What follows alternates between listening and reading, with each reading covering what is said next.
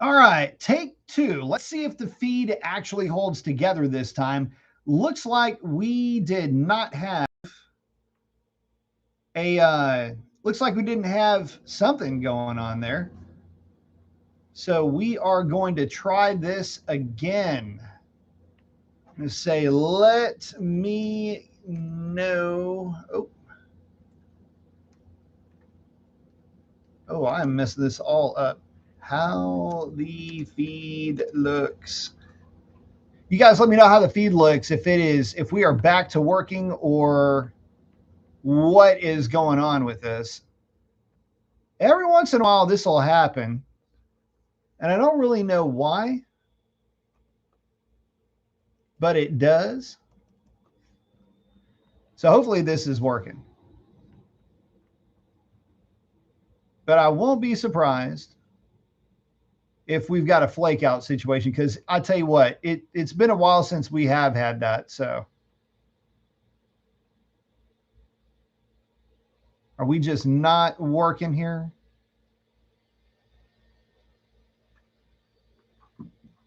Hang on. I wonder if is it an audio issue? Hang on a second. Looks like our feed is not cooperating. Bear with me here.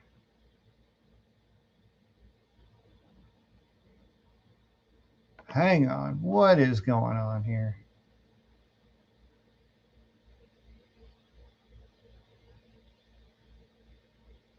Well, it looks like I'm live with my microphone. Looks like this is not working out tonight with the live show. Looks like we got a live feed issue, or not exactly sure. Is this thing on? Looks like I also don't have audio.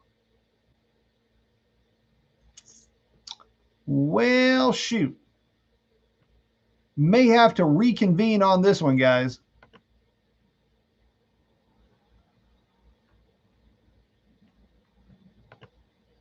Because, hey, Cody, do we have audio over there? I've got an audio meter, but I'm not showing it working. But if you're saying it's working, then I guess we are working.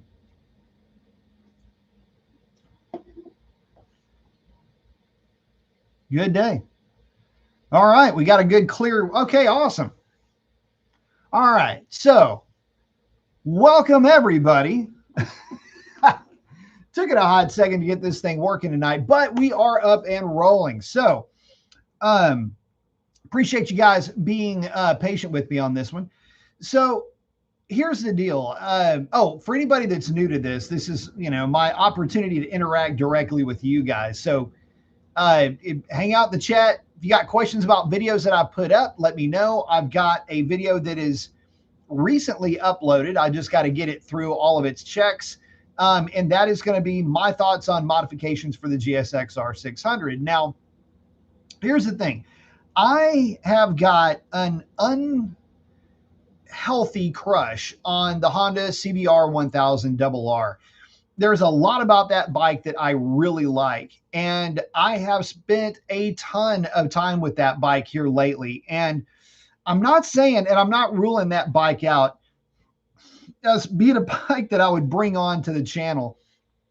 It gets a lot of love, but one of the main reasons why I think it gets a lot of love whenever I put content out on it is that it is so hard to find reliable content on that bike. So I've been spending some time with both the 2016 CBR 1000 RR and a 2018 CBR 1000 RR SP2. And I got to tell you, I love the bike, but there are some things that I was trying to convey in my last couple of videos that I've mentioned that bike that I was running into issues with it. And it's issues that I never ran into with my GSX-R 1000, either my A model or my R model. And the way that it shook loose was like this. I was trying to explain that the bike just felt like it was surging. And again, it was in one of three different things that maybe are a combination of all three or whatever. that was causing this. One was traction control. So I would turn off traction control on the bike, and that weird surging, that yeah thing that it would do, it would kind of stop, but it would also kind of not. And part of one of the videos I said it quit surging, but then it kind of didn't quit surging because, and this is where the throttle map thing comes into play with that bike. It would flatline. It was a real strange and real hard flatline at about 6,500 RPM in sixth gear, which is nowhere in any kind of danger zone in the power band of that bike. There's nothing that's going to happen at that RPM in that gear that should ever warrant any kind of traction control mitigation whatsoever. And you'd roll into the throttle, and it would have a nice initial hit, and then it would fall over, and then it would kind of come back again, and then lay over, and then come back again as you're rolling into the throttle. And I found that very strange. And so I was thinking, okay, that's either throttle mapping or it's lean surging. And a lean surge, what that means is the bike's just not getting enough fuel. And so there's a lag in power as the bike is running through its RPM band, and you'll get this kind of a sine wave of power, and then kind of a flat, and then power. So it'll kind of go up, up, up like this. It's not a smooth transition. So that was the 2026. I then rode the 2018 SP2, which is dangerously close to following me home one day. And it did the same thing. And I'm going, oh my gosh, y'all have got to be kidding me with this. So anyway, again, of the leader bikes that I've ridden, the CBR 1000 is kind of, in a way, it's one of the more intriguing bikes because it's small. I like the way the ergonomics are set up on that bike. It's got a little bit more of a stretched up or stretched down rider triangle. It doesn't feel nearly as committed as, say, a ZX10. But what it is it's incredibly smooth. The engine is, I don't know, there's not another leader bike that I've ridden that was as smooth, save for maybe the R1, but it's smooth for a different reason because that CP3 engine is inherently smooth. And it has the any kind of vibrations of that bike are going to hit in a different way. So anyway, but not as smooth as the CBR though. Nothing is. Again, the bike is small. It feels very flickable. It feels like a middleweight. And the sad thing about it though is that throttle mapping was weird enough to where I literally just kind of backed away from it. I just went, man, this is too strange. But again, I'm reaching out to some folks to try to talk to them to ask, what is it about this bike? Why is it that it absolutely has to have a tune from the factory as stock for this thing to not be so weird to ride? Because again, the GSXR 1000, you literally just get on the bike, fire it up, and zoom away.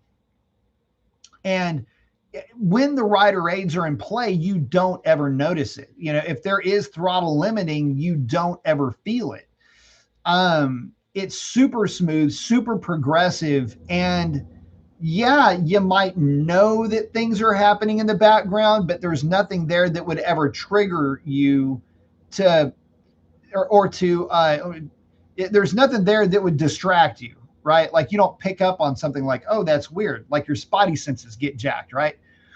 So that's kind of my takeaway with the Honda. It is very pretty to look at. It is easily the best looking also for a lot of folks' eyes of these types of sport bikes. So we'll see what ends up happening. Again, I'd like to get some answers on this. I want to know that if I do end up getting one at some point, that tuning it, although I don't like the idea of that being like a first thing that I do to a bike, between that and some other modifications to do to the bike, I'm going to sort the bike out first. But man, I'm going to tell you this, the traction control thing is bad enough, but that throttle mapping. So let me explain a little bit better why I was so like weirded out by the throttle mapping. First gear, by my research anyway, wide open in first gear, you only get 38% throttle. Now, you might think, okay, well, that's not bad, right? Because you don't want to loop the thing. Okay, but GSXR 1000, I don't know what it's limited to, but it feels like it's a heck of a lot higher than 38, because when you roll into the throttle on a GSXR 1000, you can still lay down a good amount of power, especially if you're in A1 mode, which would be the equivalent to all ones mode on the Honda. I mean, you can still roll into the throttle nice and easy. It'll pick the front of the front tire up. You can fan through a couple of gears, do a fun, cute little power wheelie if you want. But if that's not your bag, you still have plenty of acceleration at your disposal in first and second gear. Honda's not like that. And so this is where the weird part kicks in. First gear, my GSXR 600 has more pull in first gear than the Honda CBR 1000 does. In fact, the Honda CBR 1000RR feels a lot like the Honda CBR 600RR that I rode in first and second gear. It's just not really there. And as you're rolling into the throttle, there's a lot of flat spots as you're accelerating and you're trying to really lean into it. And one of the tests that I like to do, especially with any of the sport bikes, is just that second gear roll on, where I'm just kind of, feeding power in, and I'm feeling how the bike is going to react. Is it going to, and this is also, I'll do this actually before I film the ride that you guys see as my ride and review. I'll typically put, depending on the bike, I'll put about 4 or 5 miles on the bike just to get the tires up to temp, make sure the oil is up to temp. I'm not worried so much about coolant temperature. It'll be warmed up, but I want to make sure the oil is up to temp, and just, brakes are bedded in. I'm just feeling the thing out, making sure there's nothing goofy, right? And in that process, this is kind of a bit of a side quest here for you, but in that process, if the bike's been sitting around for a while, I've got to cook old fuel out of it. And that can cause problems. And that's something that actually happened with one of the bikes that I did a ride. This has happened on a number of occasions with ride reviews of bikes have been sitting for a long time. This ethanol fuel starts to go sour, and I will cook some of the fuel out of the bike, and then I'll go put gas in it and then come back, run it, let it go ahead and clear itself out. That way, when I ride the bike and I film it, it's running the way that it should.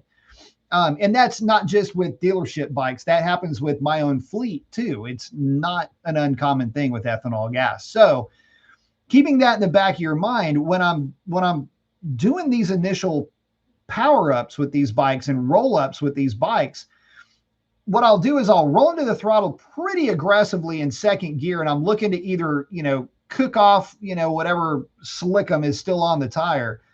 But what I'm also doing is I'm feeding in power, seeing how the bike is going to react, how it's going to accelerate, if it's going to want to bring the front of the bike up, or if it's going to be kind of like the R1 or the Aprilia Tuono, where you'll definitely get some immediate feedback with, if you're trying to, I'm not trying to do a wheelie. What I'm trying to do is I'm just seeing what I can get away with the bike and what to expect.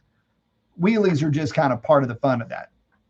So anyway, bringing the front of the bike up with any other, like a GSXR 1000, it just kind of comes up. It's real pretty. You fan through the gears. It'll sit back down, and it is very intuitive.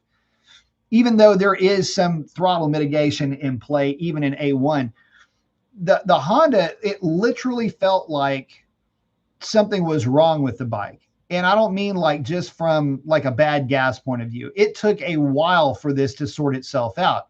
So at first, bad gas, got that cooked out. Then I ran the bike, had somebody else ride it, go, hey man, make sure you're feeling what I'm feeling. Yeah, it's kind of doing it for me too. Okay. So anyway, I filmed the thing that I filmed, right? But again, turning traction control completely off, which again, pet peeve, if I turn something off, I don't want to have to keep turning it off every time I key off, key on. Anyway, The 2018 was doing that. Didn't mess with that with the 26. I'm going to get to a point here eventually, I promise. So as I'm rolling into the throttle, second gear, same second verse, same as the first, literally, it was kind of acting really soft in second. And there's a part where that very first turnaround that I do, okay, let's get it on the highway. You know that part, right? I'm rolling first gear. It's just a wet blanket. Second gear, kind of the same thing. Third gear though, fan into third, roll into third gear, and then out of nowhere, it decides it wants to feed all the power in. And so it's a right-hander getting onto the motorway, and I'm first gear, second gear, and I'm just like, okay, I'm not really expecting anything out of the bike. Third gear, and it pulls the front of the bike up a little bit and then immediately drops it back down. Okay, well, that's not good. If you're going to allow a bike to bring the front of the tire up, you don't want to immediately set it right back down, because that induces a head shake, especially when you're, it's not really because I was on the side of the tire, but I'm just fanning the thing through the gears, and I'm literally doing a head check as I'm fanning this thing, and it really comes on. I'm going, oh, hey, we're back in business. The bike sets down, does its cute little head shakes, and it's a leader bike thing. And then I roll the thing onto the highway, but then it was still doing the weird, like, is it lean fading here? Like, is it really doing that, or is it what exactly? So anyway, that's why I've got all these calls out to different tuners. Hopefully I hear back from one of those guys soon. But yeah, Cody's saying talking about that Honda. It's a great looking bike. I love it. Yeah, I love it too. I'm just hoping that there's a way to get around whatever these nannies are, or if it's, doing a lean, like that lean fade that it's doing. It's not really a miss, but it is a miss. I'm hoping that can be solved with that bike. Because I'd love to have another leader bike. And I think that if I do end up getting another leader bike, I would either go that route, or maybe, I don't know. I've got a little bit of a crush on the Aprilia RSV4. Maybe something like that. But I've got to tell you right now, I don't really have a leader bike on my dartboard, because to get a leader bike, I would have to get rid of one of my 750s. And that is a really big ask for me right now, because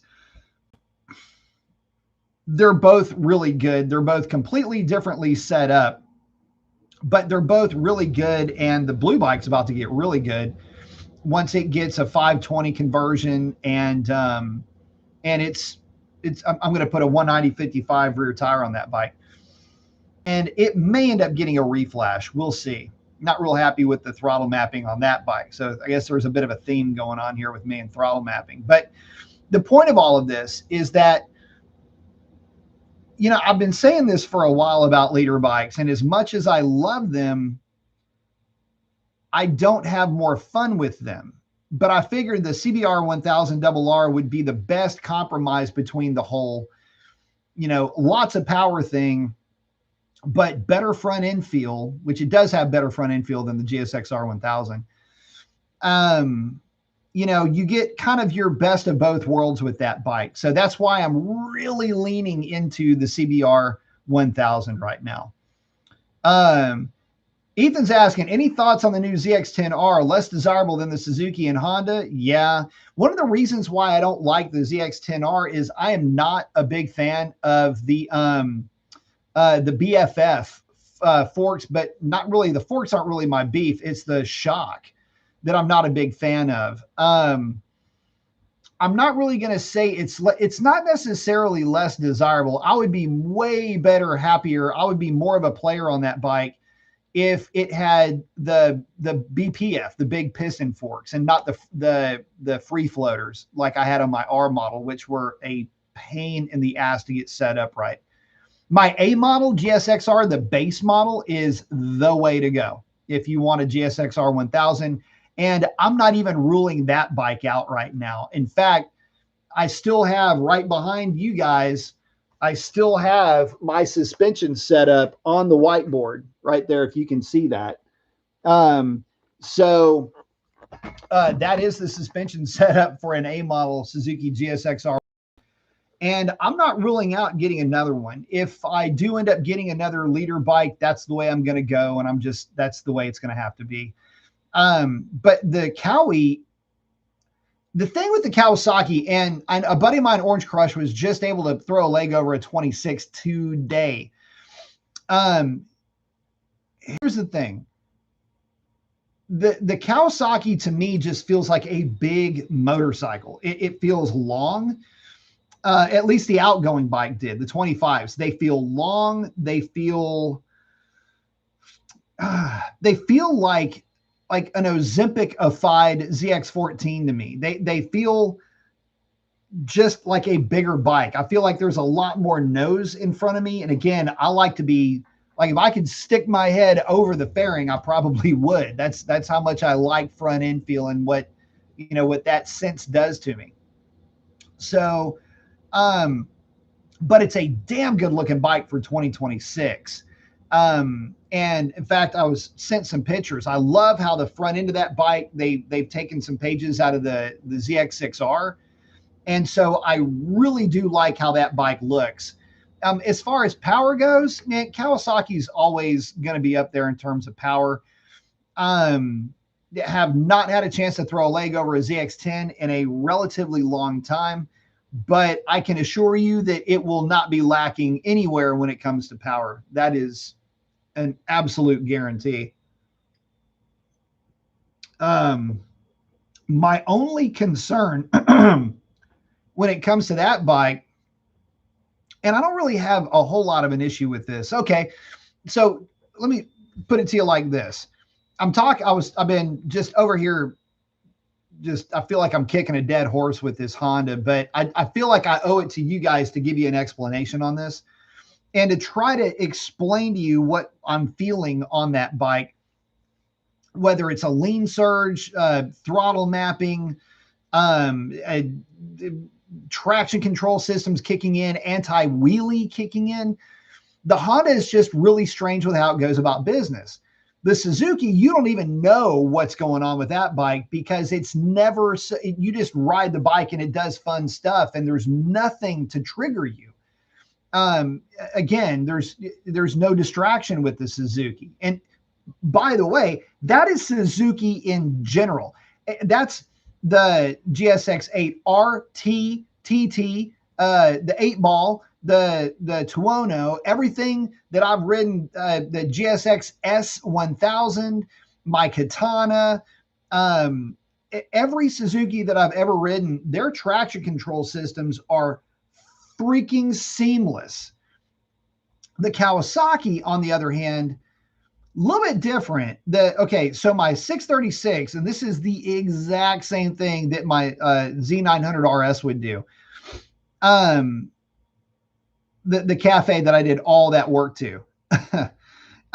You get on the bike and first gear, you roll into the throttle. If it comes up, it would rev limit the bike. So it wasn't fueling that it would cut like what it feels like the R1 does to a much lesser extent than the Honda, and the Aprilia does the same thing that the Aprilia does the same thing that the Yamaha does, which is to a lesser extent mimic what the Honda protocol is, which feels like it's limiting fuel. The Kawasaki, it's actually a way better way of doing things if you're going to do it like this. It feels like an ignition cutoff. So you hammer the bike, it comes up and it'll go and it sets back down and everything's cool. And that's okay. I get doing it from that point of view. For whatever reason, that just works with my brain better than a predictive algorithm that says this much throttle will only give you this much thrust. Anything outside of that, and it starts to pull back. Even at partial throttle, which is weird. But the Kawasaki is a lot better in that respect too. So if the 10R is anything like the Kawi's that I've ridden in the past, at least that part of it, the KTRC, which is their traction control system, is going to be better. So at least the Kawi's got a leg up on the Honda in that respect. And I'll tell you what, if the Kawi just felt a little bit smaller, I would definitely give it a shot. But unfortunately, with it running the BFF rear shock, I had so much of a headache trying to dial in my R model that I ended up giving up on that thing. But yeah, that's kind of how the what bike would I get for the channel thing, where that's going. Oh, did I not mention that? So I'm looking for a bike for the channel. For you guys, I can do something that's kind of cool. Bring you a bike that, maybe you've seen before, or maybe you're just interested in general. So let me know if there's a bike out there that you're thinking, man, yeah, I'd kind of like to see more content or a little bit more of an in-depth take on, just something.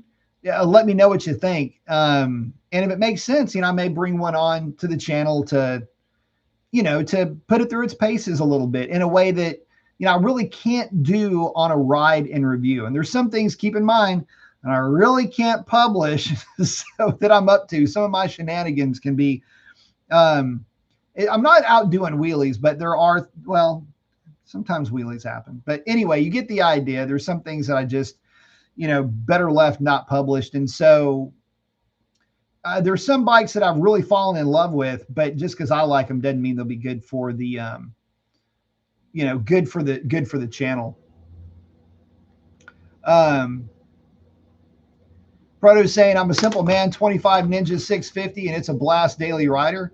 A lot of guys love those bikes. Next bike will be 1100 SX. I tell you what, there are a couple of bikes that, let me see if I can find it. There's a couple of bikes that I am kind of interested in. Bear with me here. Let me see if I can find. I don't know what the hell it's technically called. Okay, here it is. So this is kind of a funny bike for me. I don't really have a good reason to like this bike. I'm just looking forward to it landing. Let me go ahead and get it pulled up if I can find. Anyways, the CB1000 from Honda, which I'm over here talking all this crap about Honda. And I'm really talking crap, just you'll see it here in just a second. Okay, I think this will work. Not that I would say, yeah, this would be the next bike for the channel. Find this one a bit curious. CB1000, maybe something a little bit different. There's another bike that has he hated on the R9? No. So let's talk about that. So here's the thing. Let me get back to me real quick. Anyway, that's one of the bikes that I was thinking about. The only thing that I don't necessarily love about the CB1000 is that it is a neutered version of the Hornet 1000, which is a neutered version of the CBR 1000. And it's kind of like two levels of neutered. And I don't know that I would just get all in love with this thing.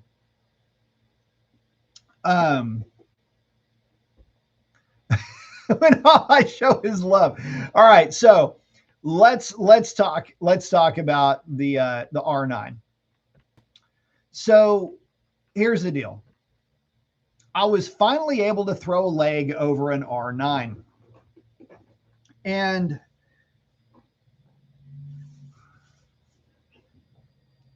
okay, look, I like the R9. One of the things about the R9, now that I've actually been able to, I wasn't able to ride it. but I was able to at least sit on the thing.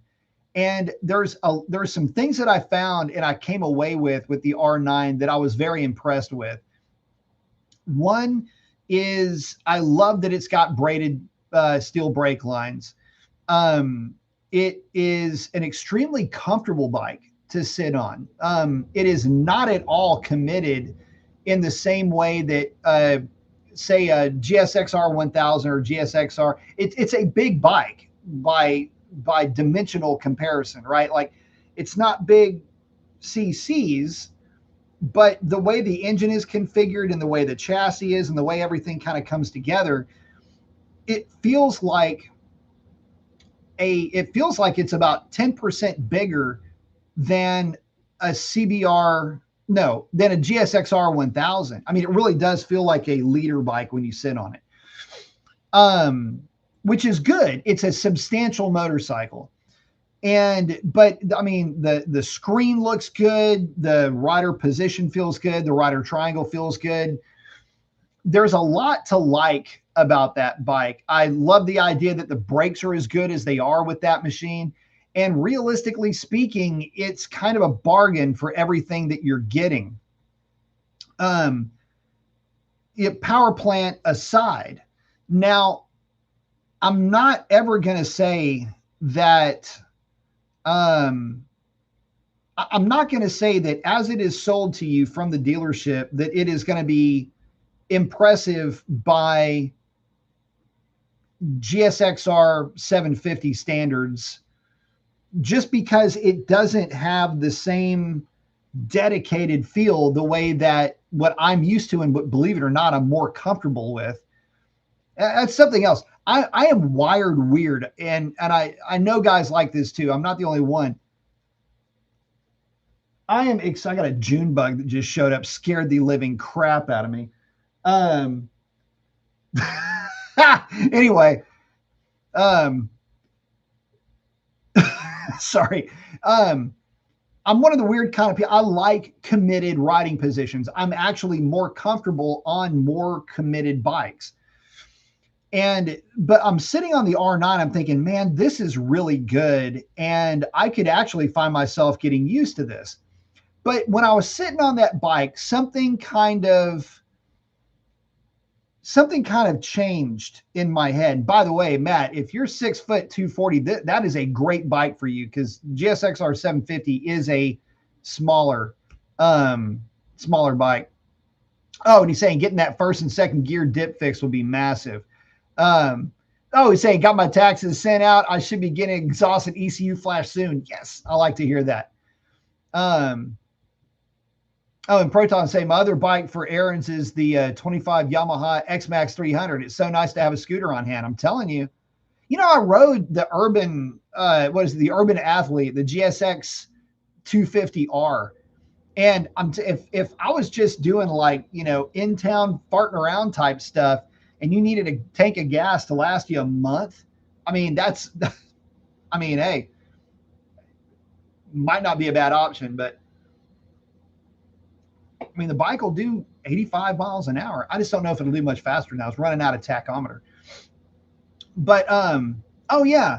So I got to thinking about the R9, and believe it or not, that bike, especially now that I've got both of my 750s piped, tuned, re-geared, everything.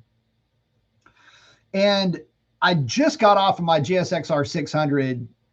I had to sneak her out today. And I'm talking about modifications to the GSXR 600 in that video. So be on the lookout for that one tomorrow, guys. That one should be releasing, I don't know, sometime tomorrow morning before I got to get on the yard work.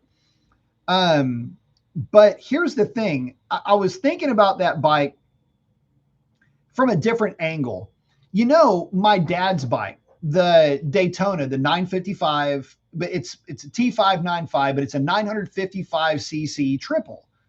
Sounds a lot like an R9. When that bike was released, and just give me some room here, guys. This is going to take a minute, but I do have a point here. When that bike was released, it claimed 130 horsepower. You'll be lucky, realistically, with a tune and a pipe and everything, to get 120 to the rear tire. And that's a God's honest number. And really, it's more like 117, 120. Sound familiar? That's the R9. Same displacement, roughly, same RPM band, roughly. They both make peak power at about 9,500 RPM with about 1,000 RPM of over rev until redline. Very familiar with that bike. Power to weight ratio, they're basically the same. My dad's bike, the Daytona, will make if it makes more torque, great, but the bike's a little bit heavier, so it's a wash. The Daytona's got very long legs, but really at the end of the day, the power output, the thrust per throttle turn, all of that's going to be very, very, very similar. And okay, so it matches up well with the R9 in that respect. But when that bike was released, you had other bikes that were on the way. The R1 was out there. The GSXR, I believe the 1100 would have been in play then, but very soon after that, you had the GSXR 1000. You had the various Hondas and Kawasaki's of the day. And so when that bike came into the world, it wasn't the top of the food chain, even if you tried to compare it to middleweights of its day. And so it's funny when you think about it and you look at it from a little bit higher altitude and you take everything that was in play back then and then just do a lateral move to everything that's in play now, have, these motorcycles up and you're kind of looking down at the rest of the field. I kind of have it's 30 years old, but it's a 30-year-old R9 sitting literally right behind me. At least it's a good stand-in, and it's torquey. It's a great street bike. I don't think that that bike's never seen the track, and I really don't even ride it all that hard. My dad and I would play around with him, buzz him up to like 140 miles an hour or whatever. But, really, that's kind of your window right there, right? That R9 fits in a slot that used to be dominated by 600s. And I literally just got back with mine. Matter of fact, my 600, I did take it out and go play with it as you would expect. Let me just do this. Let me pull up a screenshot here. You will not be able to see this, what this is reading. But this is kind of a fun one if you can see it. I'm out there playing around with this. That's on a right-hander. That's on a right-hand sweeper, okay? Not even that. I've only got one light blinking. It's 3 lights and then a flash. And she's already covering a pretty decent number on this shot, pulling back. You can see I'm just pulling through that right hand. And that's on my 600. That's indicated, so it's probably more like 146, 147.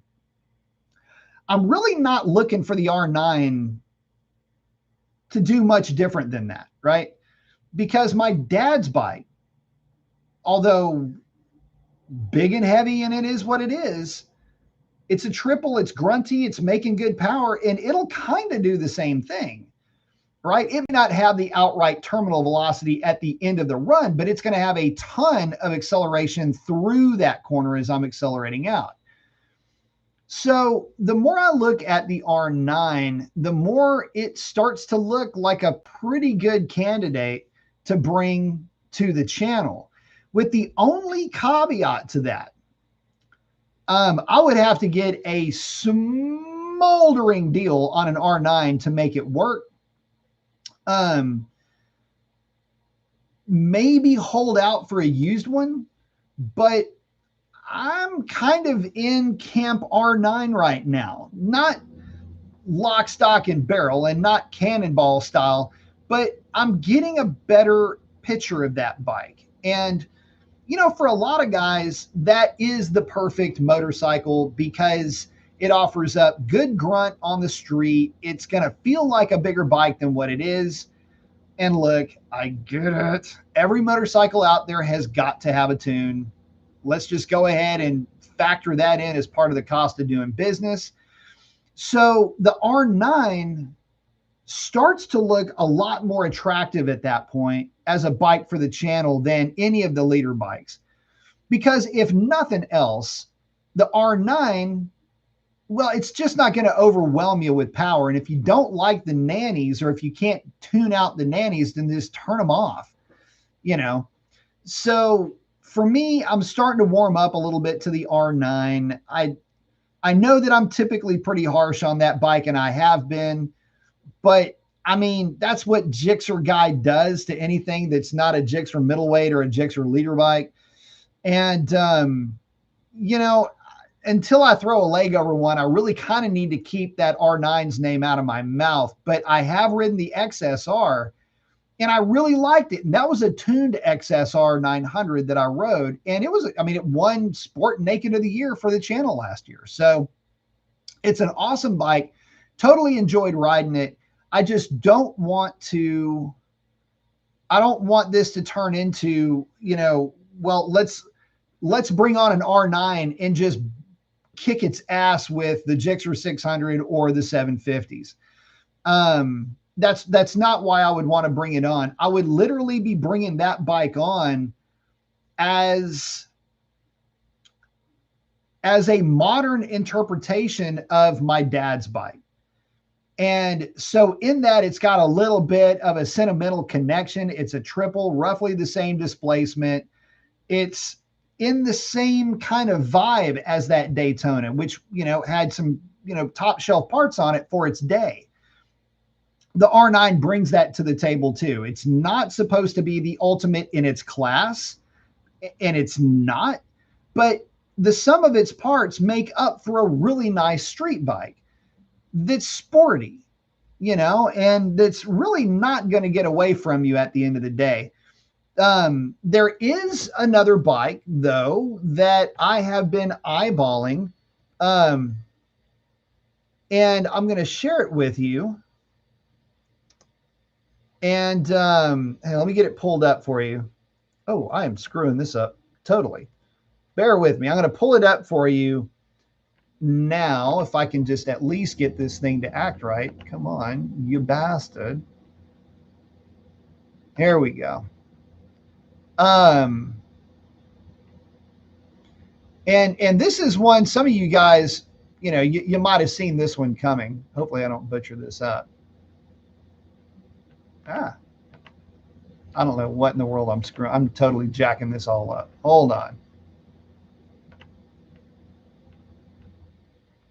And again, y'all know, dude, look what, come on, seriously. And that's this, the 765 RX. The reason why this bike is really kind of scratching an itch for me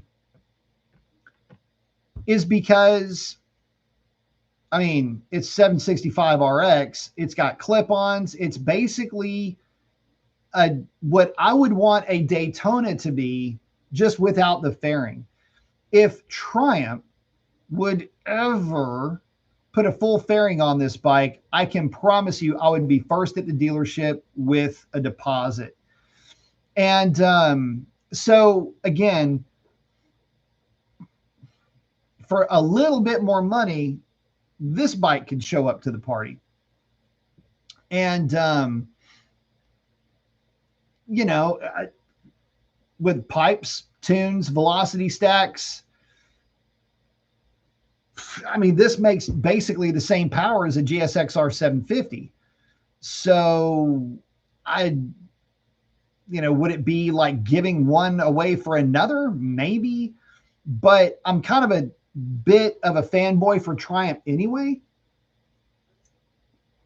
You know, of the brands that are out there, you know, Suzuki and Triumph are always going to be at the top of my list.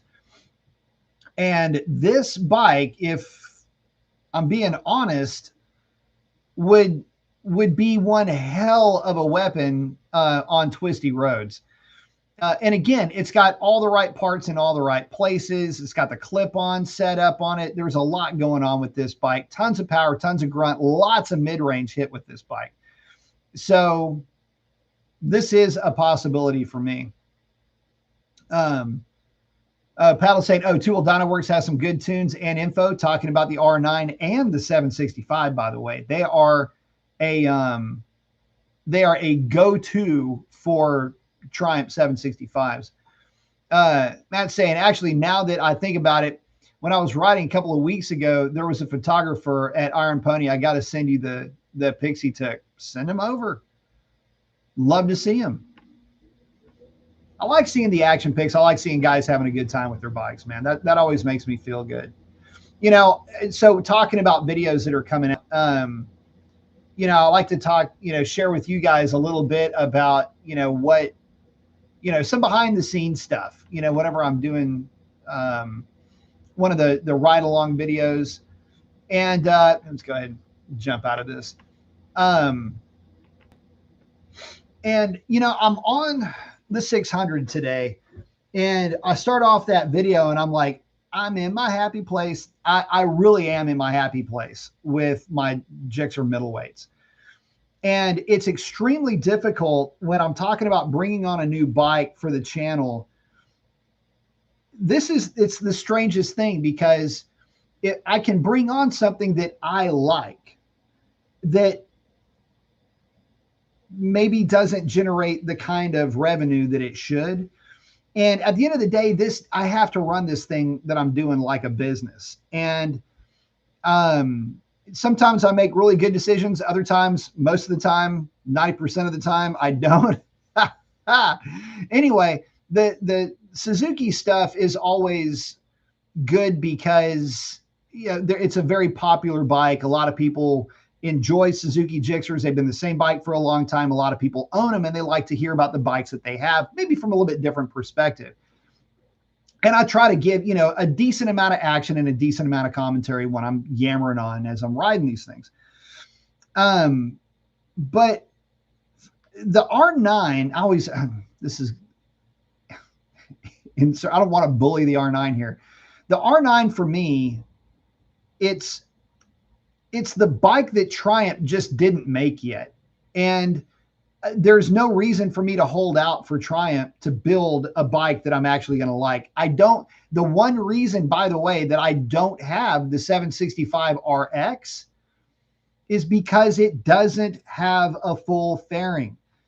And I have said this so many times in other conversations. I even said it to the dealership, and I've tried to bend the ear of their regional manager, where I've said, look, if you put a full fairing on a 765, put clip-ons on it, I will literally be the first one in Houston to own one. No problem. And it's one of those things where, you know, you're sitting around and you're going, okay, guys, this story literally writes itself. But anyway, I'm on record as saying that if they ever did, I'd be the first one to buy the bike. But until then, I've got to get bikes that are exciting and make sense. But the thing is that even I'm looking at this going, even I'm not all that excited about a lot of bikes right now. And that's why I rely on you guys, especially y'all that are on the live show. What bikes are y'all liking right now? What are y'all seeing that's out there that excites you? Because, you know, it's weird.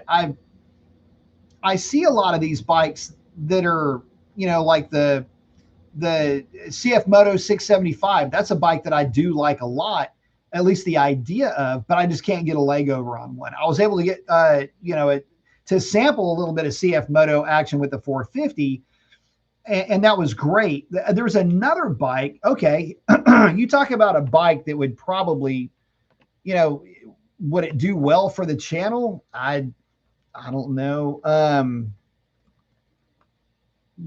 But I would maybe consider one. Would be, let me get this one pulled up. It doesn't matter which one it is. Here we go. And this is, I mean, this should come as no shock. But if they make it, I mean, seriously, the new Royal Enfield 750 Conti. say what you will about the bike and its power output. I mean, this thing might not even make 80 horsepower.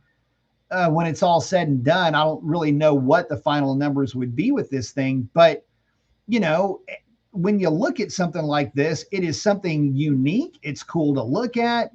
You know, I'm kind of a fan of these Royal Enfields, mainly because it's a little bit better look. That picture, here we go. You know, I like the idea of these bikes. Oop, I just botched that all up. You see something here. It helps if you know what the hell you're doing, Mason. Here we go. Anyway, you get the idea. But look, I like the idea of a bike like this. It doesn't have to be fast. And look, y'all know me. I mean, outright speed is neato and all of that stuff, but something cool, unique, different, fun, that's kind of what I'm looking for. So if the bike ends up kind of looking like this, I mean, I could definitely see myself grabbing one of these. And, you know, it's not going to be all that expensive. So, you know, something just for a laugh to be able to take out. And, you know, this is a motorcycle, by the way. Let's not make any mistake here. Something like this makes 100 miles an hour feel like 155 miles an hour. That's the crazy thing with bikes like this. And I can tell you already that, you know, I did the riding review on the 650 Continental GT, and I have nearly bought a 650 Conti, has damn near followed me home, not once, but twice.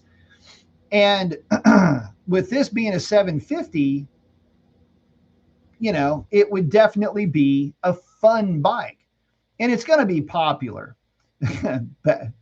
Battle's not liking it, man. I got to tell you, you know, it's not going to be everybody's cup of tea, but for me, I don't know. It's a novelty more than it is anything else. What would I do with it? I don't really know. And the resale on these things is horrible. So I don't know. But it's a unique bike that's on the horizon. And look, I'll tell you something else. There's a lot of other bikes that are, you know, some of the Chinese manufacturers that are out there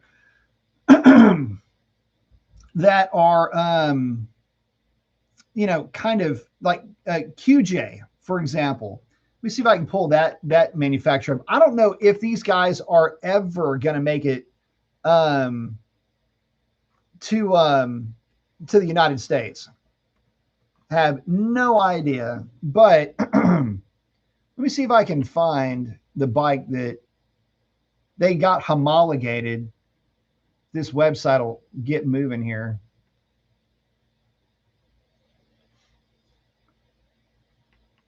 Hang on. Bear with me just a second. Bear with me. Oh, this is taking forever. Hold, please. So I'm trying to see something from China. Is it the SRV? It's not the SRV, is it? Well, anyway, I need to work on their website is running very slow. I think it's the 921RR. Let's see if we can get it to pull up. There we go. So this isn't the bike that was homologated.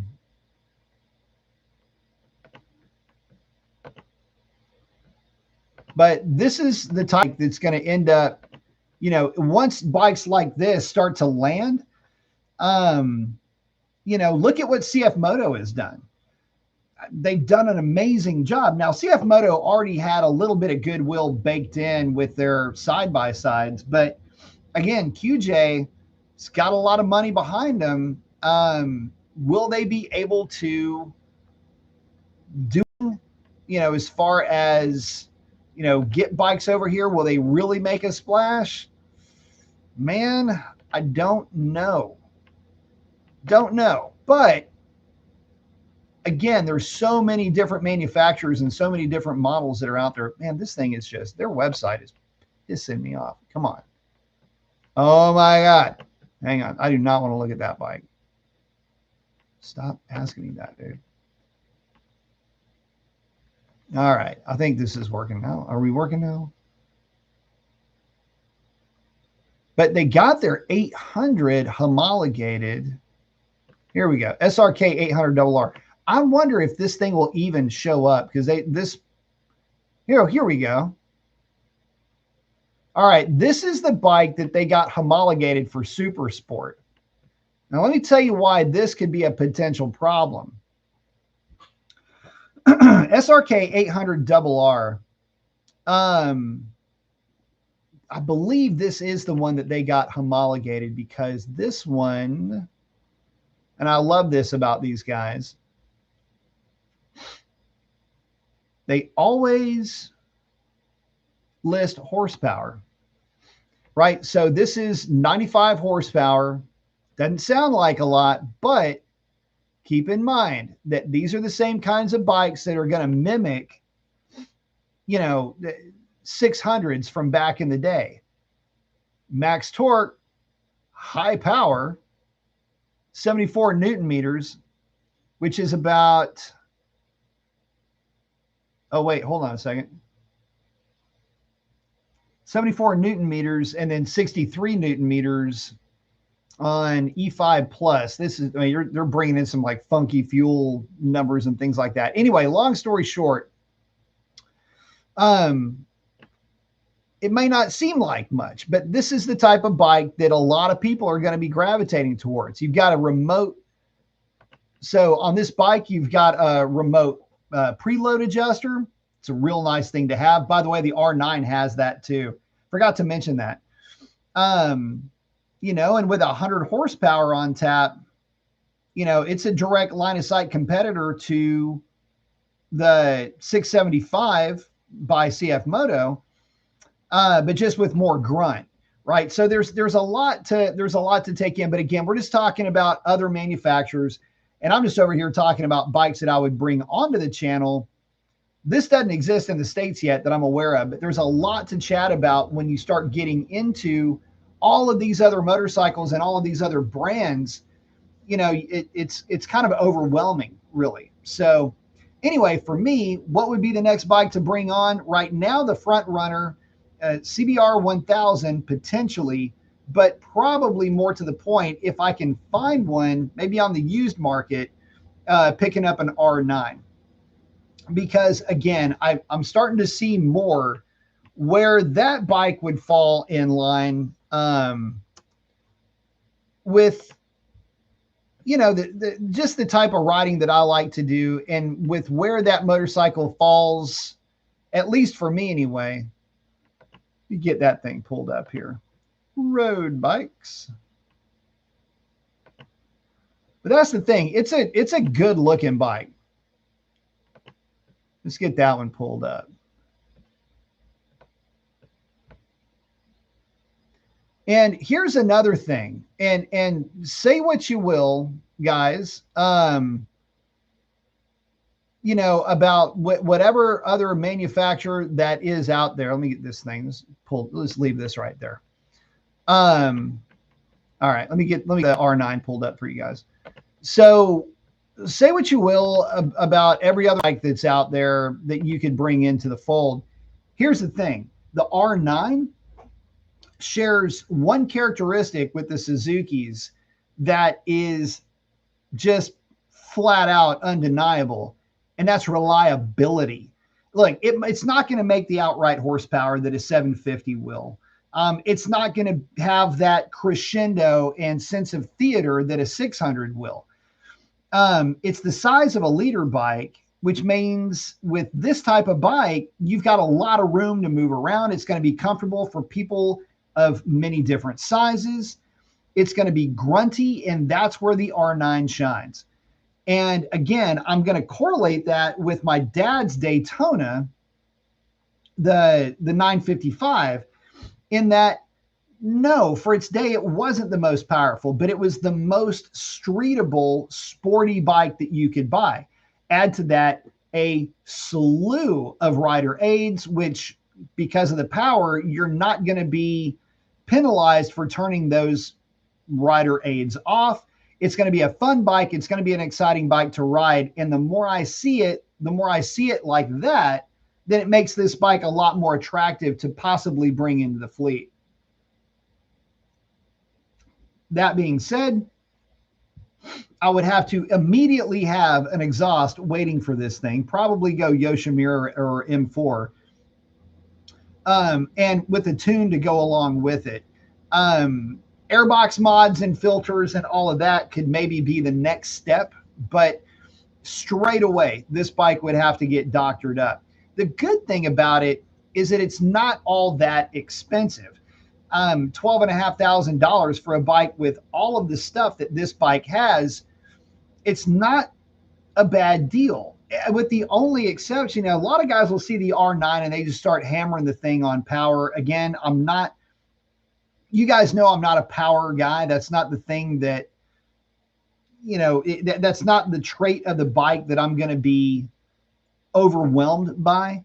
But again, I think that the R9, I think there's enough interest out there. Maybe I bring that one on, but we'll see.